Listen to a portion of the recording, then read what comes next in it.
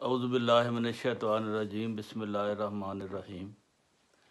पाकिस्तान की कौमी असम्बली में 1974 में जमात अहमदिया के अकायद के बारे में उन तक मालूमात बहम पहुँचाई जा रही हैं। पहले तो ख़ात्मुन नबीयीन का मामला आपकी खिदमत में पेश किया था, जो वहाँ पेश किया गया।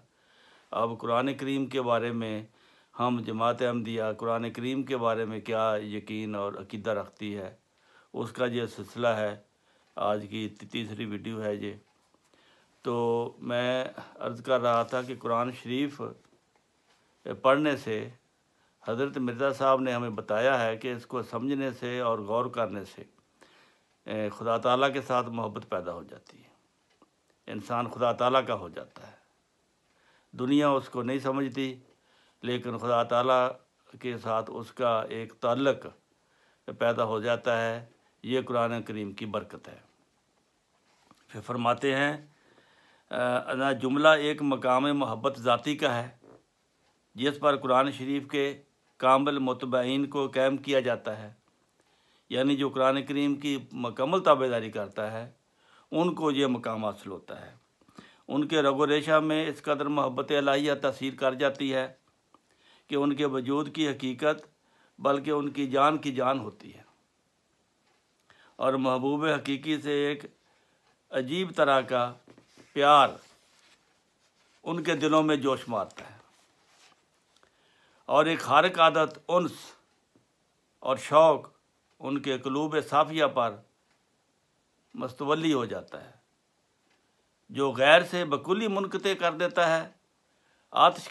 आतिश इश्क़ इलाही ऐसी अफरोख्ता होती है जो हम सोबत लोगों को औक़ाफ़ ख़ासा में बदई तौर पर मशहूद और महसूस होती है। अगर मुहिबान सादक इस जोश मोहब्बत को किसी हीला और तदबीर से पोशीदा रखना भी चाहें तो ये उनके लिए गैर मुमकिन है। देखो, मजाजी इश्क वाले से भी ये बात मुमकिन नहीं है कि वो अपनी मोहब्बत छुपा के रखे, जो दिन रात उसके लिए मरता है। तो जो इश्क इलाही है, उसके कलाम और उसकी सूरत और उनकी आँख और उनकी वज़ह उनकी फितरत में जब घुस जाता है, उनके बाल बाल से मुतरश्शे हो रहा है, उनके छुपाने से वो हरगिज़ छुप नहीं सकता, और हज़ार छुपाएं कोई ना कोई निशान उसका नमूदार हो जाता है। सबसे बुज़ुर्ग तर उनके सिद्क़े कदम का निशान ये है कि वो अपने महबूब हकीकी को हर एक चीज़ पर इख्तियार कर लेते हैं, और अगर आलाम उसकी तरफ से यानी मुसीबत तकलीफ़ उसकी तरफ से पहुँचे तो मोहब्बत ज़ाती के गलबा से बरंगे अनाम उसको मुशाहदा करते हैं। ये अल्लाह ताला उनको जो कुरान मजीद पर अमल करने से, खुदा ताला से मोहब्बत करने से जो तकलीफ़ें पहुँचती हैं, वो एक अनाम की सूरत उसको समझते हैं, इख्तियार करते हैं, कोई गिला शिकवा नहीं करते, जैसा कि जमात अहमदिया का किरदार हमेशा से रहा है। और ये जमात अहमदिया के साथ ही नहीं है, इससे पहले जो बुज़ुर्ग गुज़रे हैं, जो वली अल्लाह हैं, शाह मंसूर की मैं मिसाल देता हूँ। शाह मंसूर जो वली अल्लाह थे उस ज़माने के, उनका एक दोस्त था शिबली, और बादशाह वक्त ने शाह मंसूर को जब उसने ये नारा लगाया अनल हक, तो इस जुर्म में उसको सज़ा दी गई, और उन पर लोगों ने पत्थरों की बारिश कर दी। उसने ये इनाम समझकर वो पत्थर खाए अल्लाह ताला की राह में। और उसका एक दोस्त था शिबली, उसने फूल मारा। उसने कहा मैं पत्थर तो नहीं मारता, मेरा दोस्त है।